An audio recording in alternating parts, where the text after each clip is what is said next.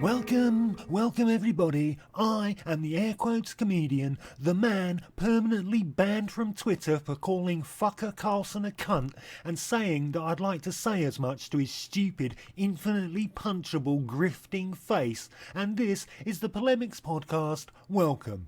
Back in the good old days of the late 1950s. Ha! I didn't say the 1980s like what you expected, did I? No, I didn't. I bet you weren't expecting that, were you, my two regular viewers? No, I'm talking about something even before my time, and I'm fucking ancient. Back in the good old days of the 1950s, an era that US conservatives wish to return to, not for the racial segregation as you might expect, or the laws on the books making interracial relationships a crime, or the tilted economics that allowed whites to become a comfortable middle class while people of colour languished in poverty, and certainly US conservatives aren't nostalgic for the sundown towns.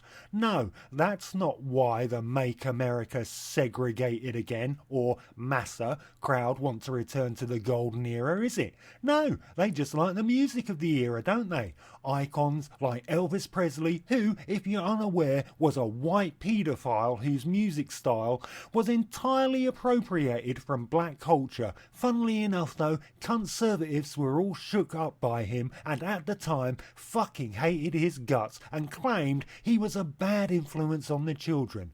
Wow, while I certainly wouldn't have left the king of rock and pedo alone with my child, if I was unfortunate enough to have a child, I certainly don't think his music was a bad influence. Bad, certainly, but not a corrupting influence on young minds.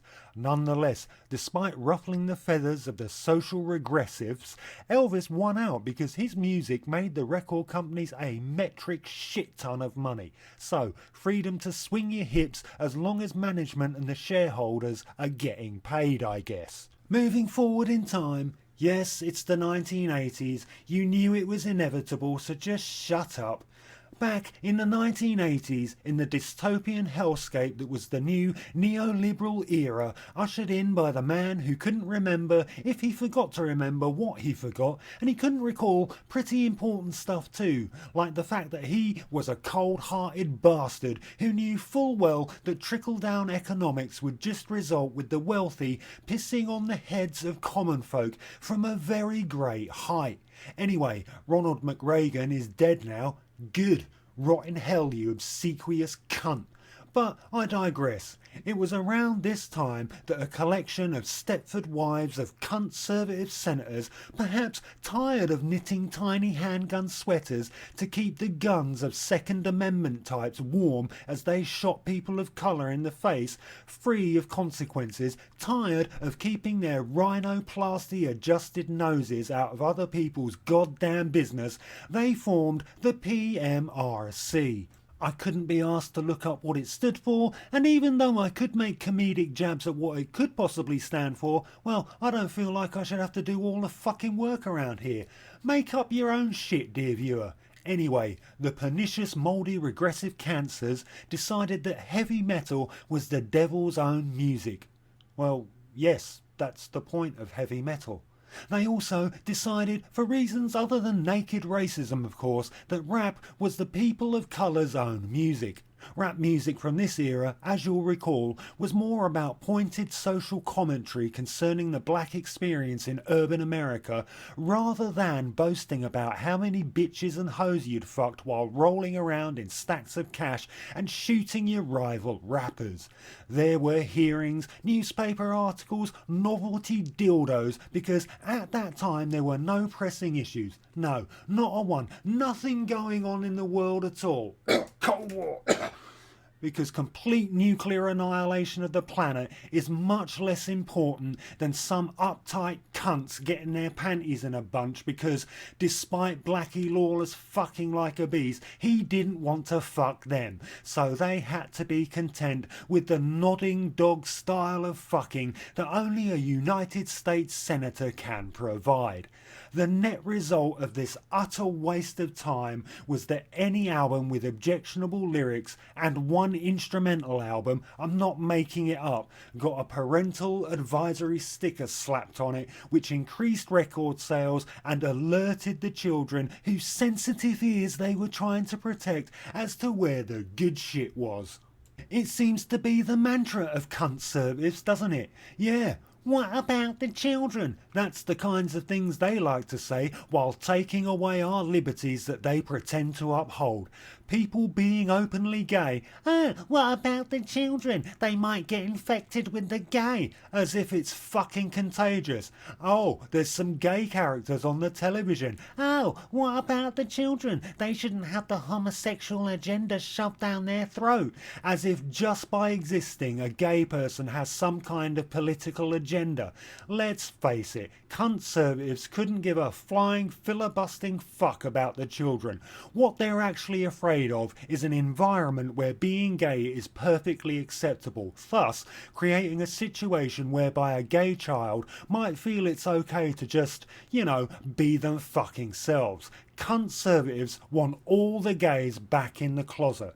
The latest debacle from these exclusive white bread eating twats is that critical race theory shouldn't be allowed to be taught in the classroom. Far from standing up for free speech, they're perfectly happy to squash it like some grapes. Black grapes, no less, under their jackboots in some racist wine-pressing ceremony because the historical facts of the USA doesn't tally with their revisionist mythology of their world view. It's not just the USA either. The United Kingdom, ever the fucking USA's bootlicker, is in on the act as well.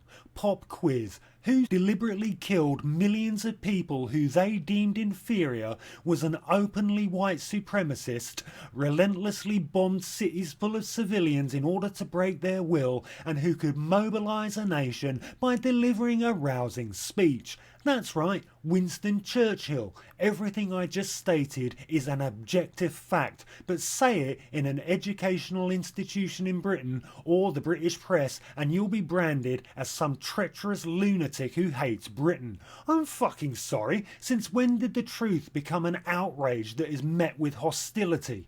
As legendary comedian Jimmy Cricket would say, but wait, come closer, there's more. The British government banned any teaching about socialism in the classroom. Hey, you want to learn about the origins of the British Labour Party? Tough shit. That can't be taught in the classroom. Hey, want to learn about the history of workers' unions? Tough shit. That can't be taught in the classroom. Hey, want to learn how wonderful and completely infallible capitalism is? Boy oh boy, do we have a completely biased and historically inaccurate school curriculum for you. I'm not done with the fucking British government, the cavalcade of malignant cunts that they are.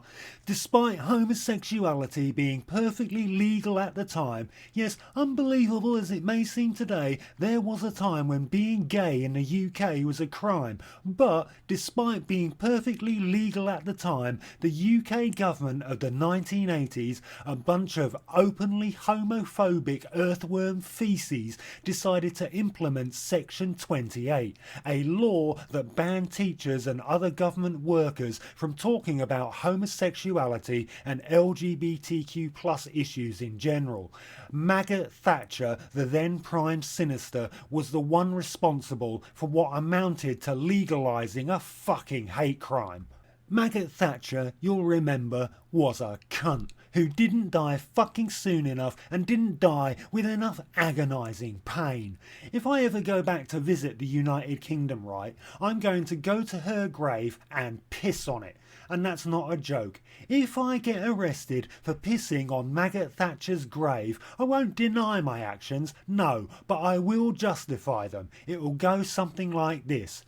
OK, PC Plod, I'm not going to deny I pissed on Maggot Thatcher's grave. After all, you do have the CCTV footage, which I want a copy of, by the way, but despite the fact that I did, in fact do it. I was simply expressing, as an artist, my political opinion, that opinion being that Maggot Thatcher was a fascist cunt.